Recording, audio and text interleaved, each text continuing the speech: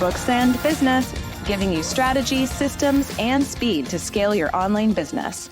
Hey, Amber Vilhauer here, and thank you for taking some time to watch this lesson on the Books and Business series. What I'm about to teach you is an exercise that I learned in year 2 of my business. It was an absolute game changer. Short exercise. I'm going to start with a story. So just before I knew about this exercise, I had a sales call. It was a 60-minute sales call with this guy named Larry, who ended up, he was like a distributor for paper products for restaurants. He was looking for a website. We set up the meeting and we build rapport. I'm getting to know him. He's getting to know me. Very quickly, I realized that Larry is not exactly the type of client that is most qualified for the work that I do.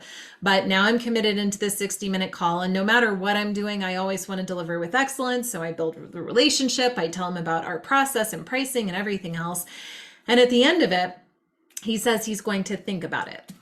And I remember I was so frustrated because this is kind of how a lot of my sales calls were going. And I was closing maybe 25% of the time. And so I put my head in my hands and I just thought there has to be a better way than this. This can't be the way that everybody does business. And a little bit down the road, I hired a business coach and he took me through an exercise that was to define and create my avatar. Now, you might have heard about this, but before you tune out, it's a little bit different than what you're thinking. So typical avatar exercise would say, oh, I work with men and women between the ages of 35 and 55, and they have 2.5 children and maybe went to some college and they do all sorts of different things. And what happens is when that becomes your avatar, you start to speak to the masses and it becomes a little bit more diluted, a little bit more vanilla in general, because you're trying to accommodate everybody with your message. Even if your message is truly and generally for everybody, it is such a huge mistake to market as if that were the case. Instead, my coach, Eric Graham, who I will forever thank and adore and honor for teaching me this, he had me go through and create a fictionalized character, give that person a first name, and write out a day in the life of this character.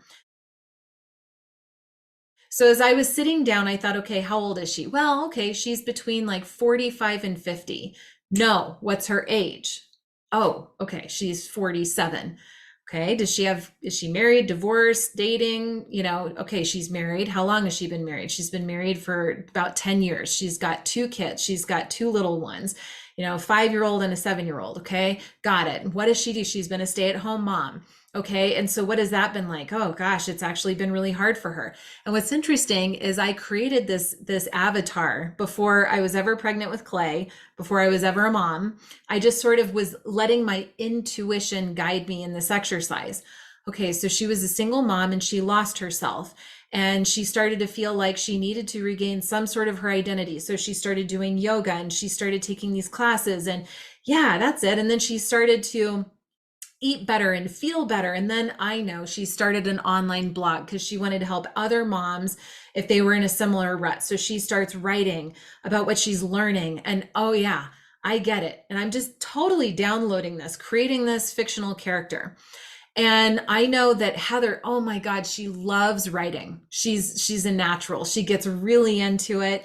Takes her about 45 minutes to write a blog post, but then she has to publish it in WordPress and she can't stand technology. It's just not natural for her. So she gets frustrated. She doesn't know the difference between tags and keywords and categories and what the heck to do with metadata. So she gets frustrated and goes to the grocery store. She takes her time. She has her guilty pleasure. It's a caramel macchiato. I can see her flipping through the magazines and the checkout line. And I know she's procrastinating. She's dreading when she gets home. She has to do the laundry. She's got to, pick up the kids. She's got to start making dinner. And then her husband's going to come home. And what's that conversation going to be like? And she just wants this moment at the checkout to last a little bit longer. And all the way through her day, I know what she's thinking about as she's folding laundry, trying to half listen to what her kid is talking about. And she's in her head about this other thing. And she's feeling behind in her business, but also inspired by her business and wish she had some more alone time, even down to she gets up at 2 o'clock in the morning. And she looks over at her husband and wonders how much longer he's going to support this hobby of hers. Ugh, even when I say that, I get emotional. I don't know who this person is. I totally made this character up, but I am now emotionally and deeply connected with this woman who I called Heather in the moment when I was doing this exercise with Eric all those years ago. And now that connection is so intimate and so real that when I go to record a video such as this one, I do it for Heather.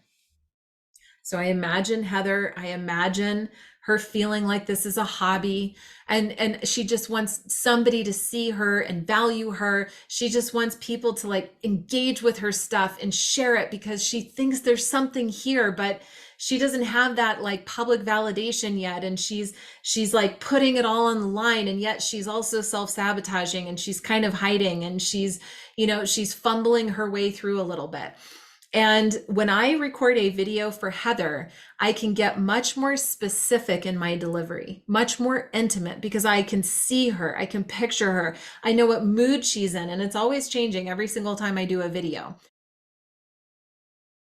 When you get that specific in your marketing, no matter what your topic is, plumbing to dog training to consulting to financial advising to something else in between, I know your tendency is to market to the masses. I got it. And I know you probably have some fear that if you don't do that, that nobody's going to want to hire you.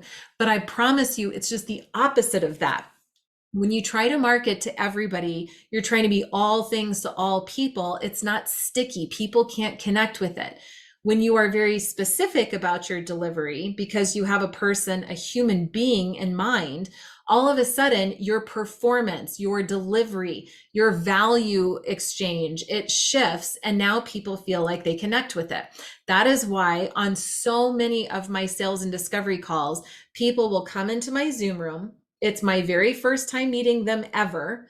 And they'll say, Amber, I feel like I already know you. I watched your videos. I downloaded your pricing menu. I want to get this block of time, but I just have a couple of quick questions. And I'm thinking, well, hi, like, it's great to meet you.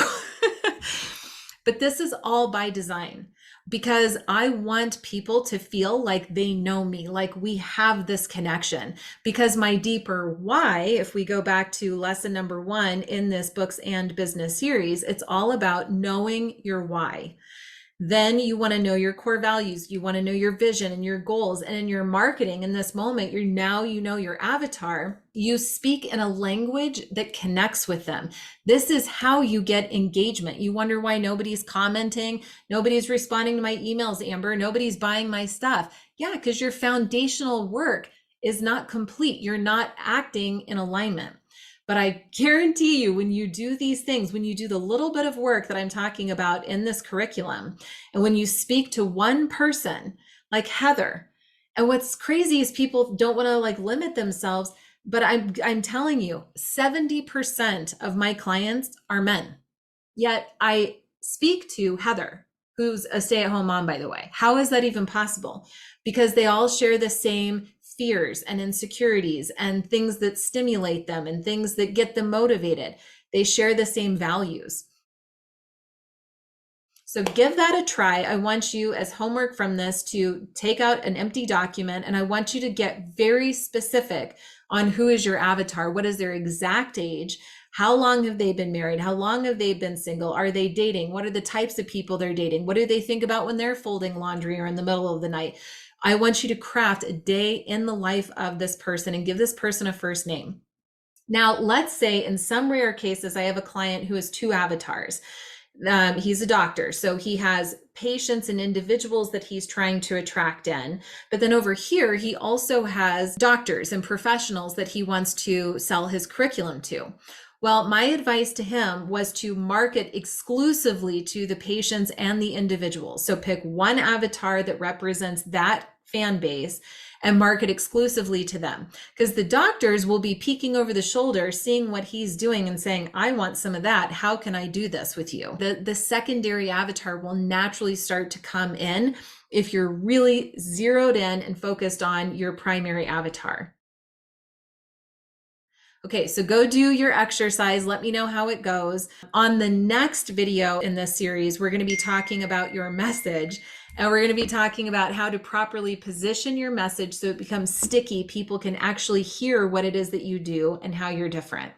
Until the next time, make sure you're subscribed on YouTube so you get notified when the next one is available. And just remember, no guts, no glory.